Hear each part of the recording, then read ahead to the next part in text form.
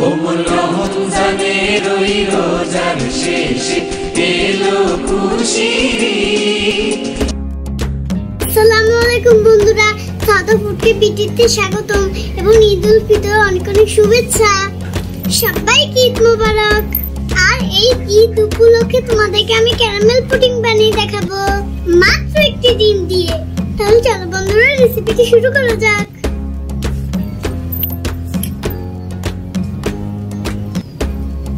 আমি ক্যারামেল বানানোর জন্য 1 কাপ চিনি নিয়েছি আর 1/2 কাপ পানি নিয়েছি। প্রথমেই কড়াইতে 1 কাপ চিনি দিয়ে দিব। এখন পানিটা দিয়ে দিব।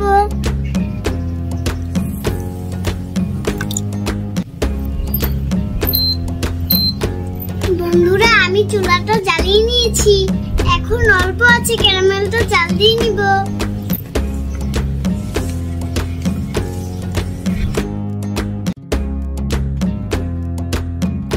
ক্যারামেলটা হয়ে গেছে, এখন নামিয়ে নিব।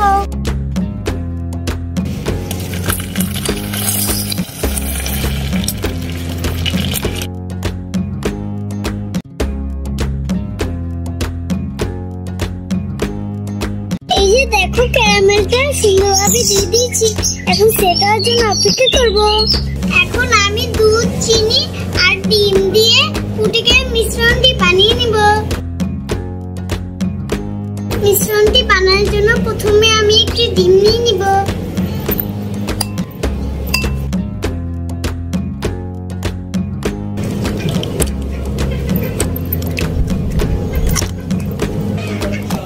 এখন 1 কাপ চিনি দিয়ে দিব।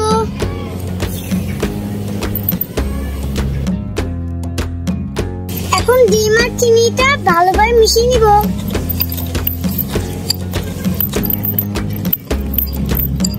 দেখো ডিম আর চিনিটা ভালোভাবে মিশে গেছে।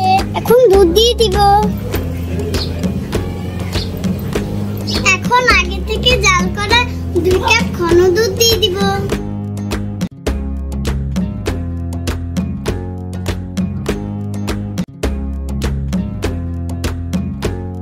বন্ধুরা আমি কিন্তু 4 কাপ দুধকে জাল দিয়ে 2 কাপ করে নিয়েছি। ঘন দুধ দিয়ে পুডিং বানালে মজা বেশি হবে তাই। এখন আমি ভ্যানিলা এসেন্স দিয়ে দিব।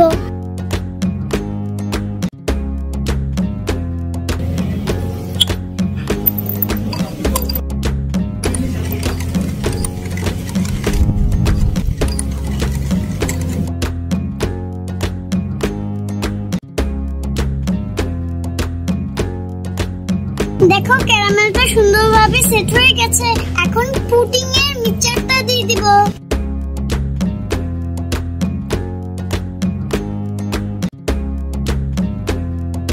চল এখন চুলাতে বসিয়ে দিই।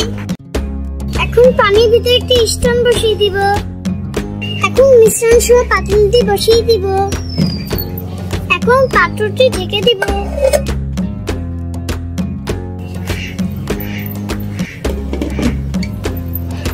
পুডিংটা হওয়ার জন্য আধা ঘন্টা অপেক্ষা করব। বন্ধুরা আধা ঘন্টা তো হয়ে গেছে, চলো এখন দেখি পুডিংটা হলো কিনা।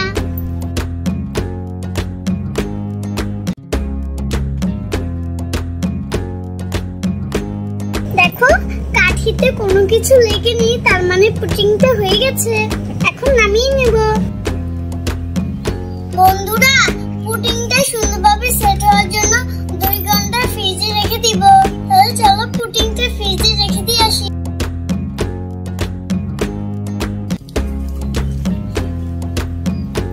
বন্ধুরা 2 ঘন্টা হয়ে গেছে। দেখো পুডিংটা কত সুন্দরভাবে সেট হয়ে গেছে। পুডিং এর চারপাশ আস্তে আস্তে ছুরি দিয়ে ছাড়িয়ে নিব।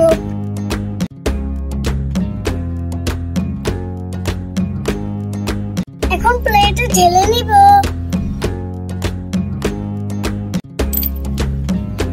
দেখো মাশাআল্লাহ আমার পুডিংটা অনেক সুন্দর হয়েছে।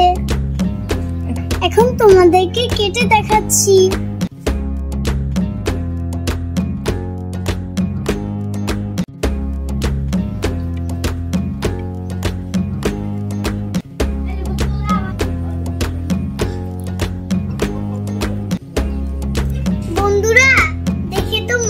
হচ্ছে খুব ইয়ামি হবে। তাহলে চলো তোমাদেরকে আমি খেয়ে জানাচ্ছি খেতে কেমন হয়েছে।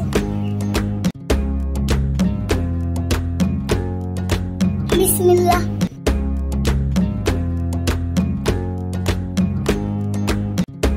বন্ধুরা খেতে খুবই মজা হয়েছে। এই ঈদ উপলক্ষে মজাদার পুডিংটি তোমরা পরিবারের সবাইকে বানিয়ে খাওয়াতে পারো। দেখো সকলের কাছে ভালো লাগবে।